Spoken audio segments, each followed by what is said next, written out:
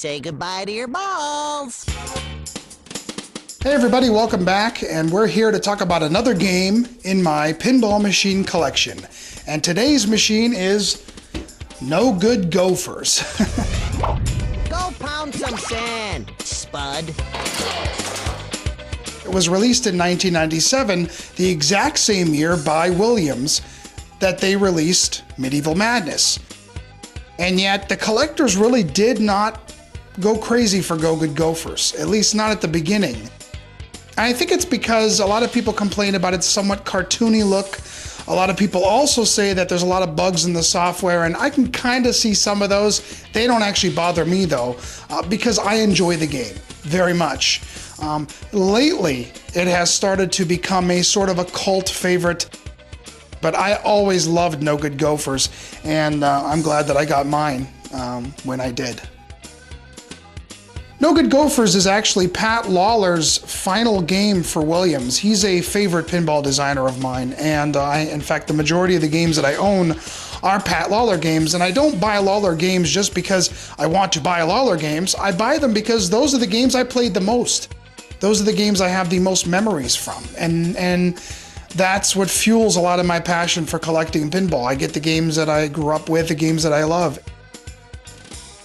No Good Gofers, obviously, if you take a look at the back glass here, says golfers, but the L is being destroyed, so it's No Good Gofers. The game revolves around the Gophers. Obviously has a little bit of a Caddyshack feel to it.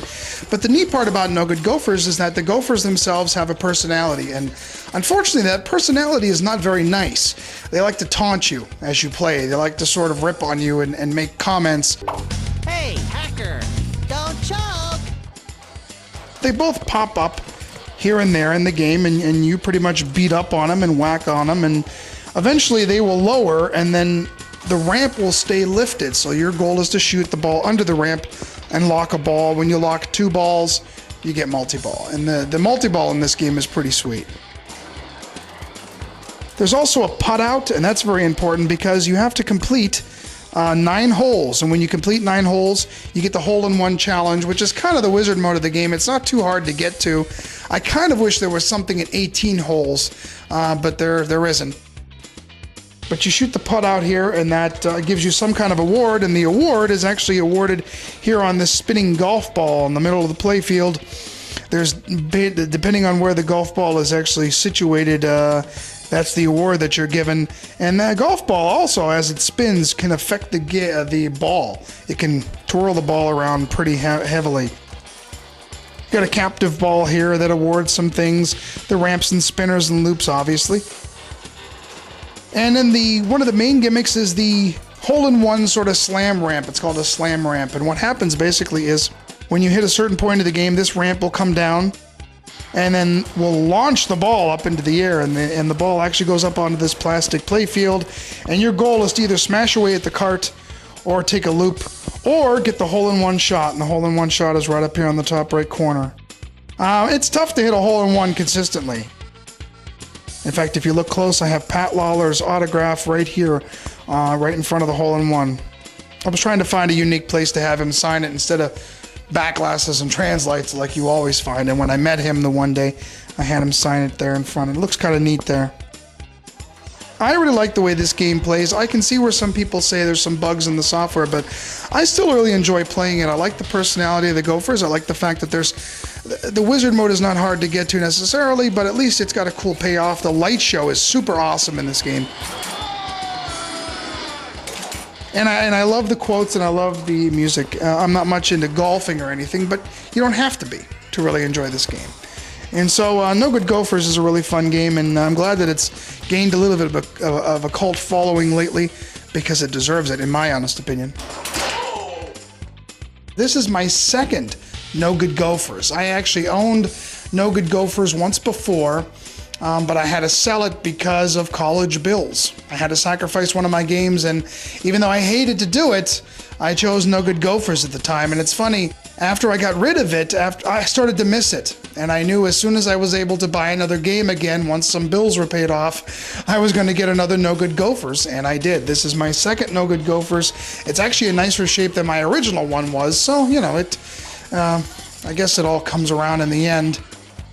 The playfield is in great shape. It really is not that worn, if really at all. The one area that usually gets pretty beat is right underneath here, where this ramp comes down. It actually slams down onto the playfield, and it usually gets pretty worn in that area. I have a little bit of a mark right here.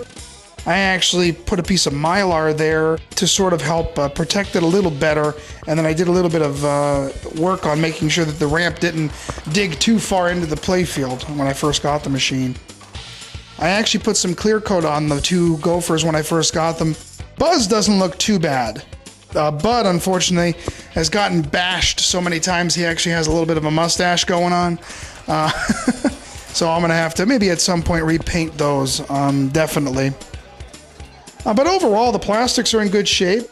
The little sort of mini clear plastic playfield is good. So this is a really nice No Good Gofers. Cabinet's in good shape, and I'm very happy with this particular machine. I used to go to Sportland, which was sort of this putt-putt golf course, go-karts. They had kind of a little bit of everything. They also had an arcade, and in this arcade they had the newest pinball machines, and there weren't many places that had new pinball machines anymore. But I used to go there during college all the time, and I would play No Good Gofers like crazy, and I knew I definitely wanted one. I liked it even way back then, and so I wish I had bought it when they went on closeout. I remember seeing new in box No Good Gofers. I mean, they just had to get rid of them. They just could not sell them. But I wish I had bought one new in box then. It would have been really cool. So that's my No Good Gofers machine, a game I really, really like. I'm glad I got another one, and I'll probably be keeping this one for a long time. A lot of memories here. So, till next time.